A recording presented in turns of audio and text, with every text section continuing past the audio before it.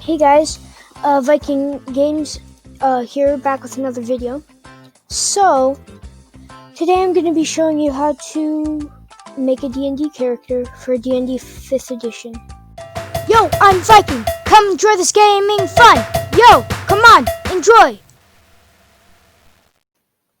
Okay, so, it's, the way that I prefer to is to use a character generator. It's really easy to go in D&D Beyond, even though they use a limited number of stuff. It's still nice and easy. You can just type in D&D Beyond into your type D&D Beyond into your web browser, and then you just create an account. You go over here, you click characters, and then it brings you to this page. You don't have any, but these are just ones that I've previously made. Then here you just click create a character.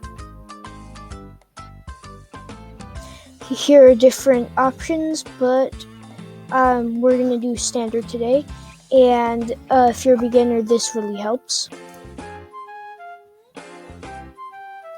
Here, this stuff really only applies if you're actually playing in D&D Beyond. If you aren't and you're just going to copy it, like what I do, I just make it on here, and then I copy it onto a character sheet, and I'll put a link in the description for the PDFs. But, yeah, so you don't really need to worry about that. And then here you don't have to name it unless you're playing in the game, and then you can just put the name on the character sheet. So for the race, they have all of these different races, and then here's some variants too. So we are going to make a Hildorf monk. Tool proficiency in Smith's tools. Okay. Then we'll go over here and we're going to make a monk. Proficient in acrobatics, athletics, and can play the flute. Okay. Then when you level up, you can just come back in here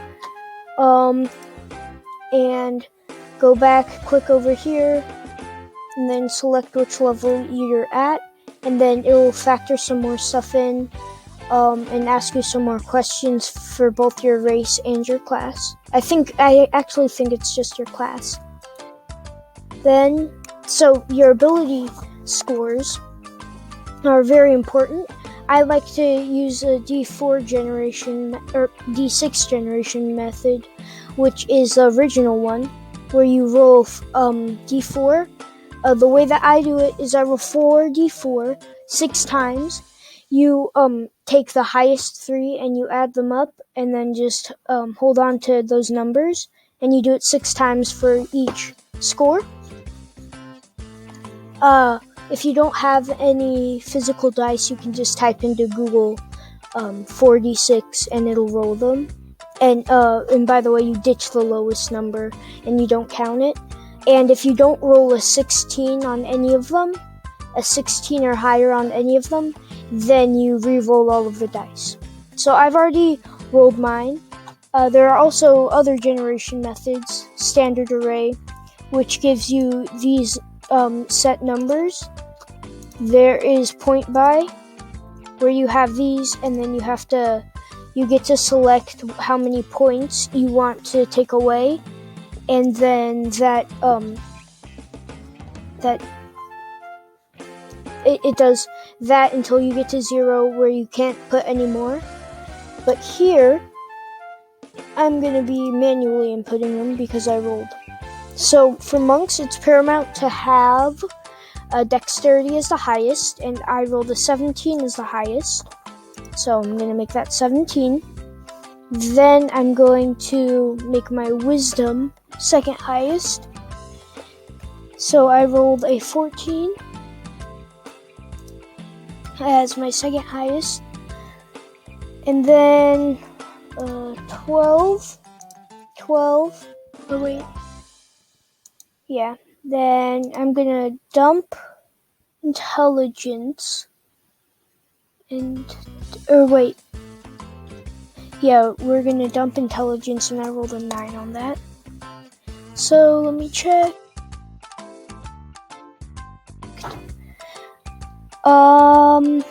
Yeah, so let's continue on. Here's a background. So let's make this guy this background as a soldier.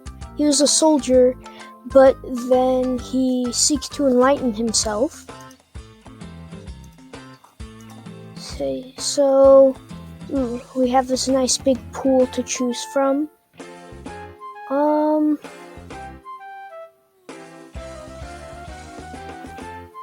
And let's say he's pretty wise, but he also spent his time in nature before he got lost in the nature. He got lost in nature. So let's actually make him let's make him proficient in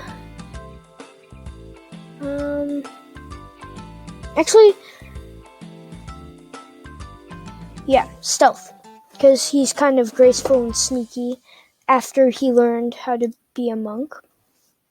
And because he was a soldier, say he's proficient with dice.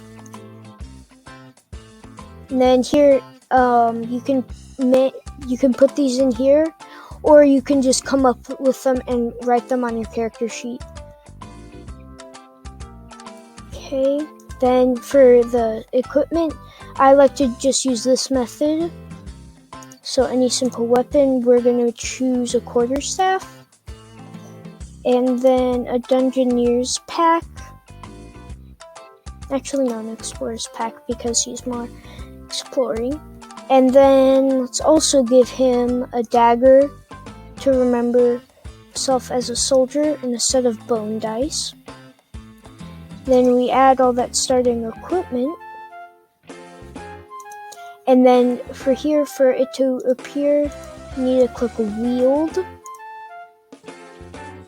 For it to appear on your character sheet as you're wielding it.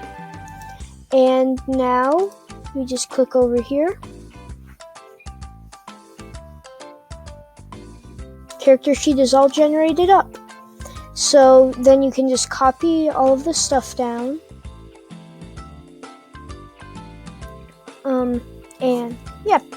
So, thank you for watching. I hope you guys learned something and are now able to make a character. Oh!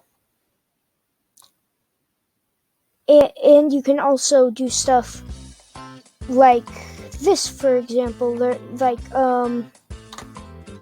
you can use other character sheet generators. Like, you can get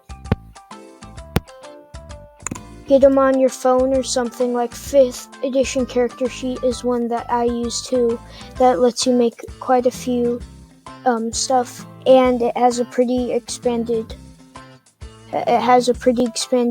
list of races and classes. So make sure to like and subscribe. Have a good day, and see you in the next video.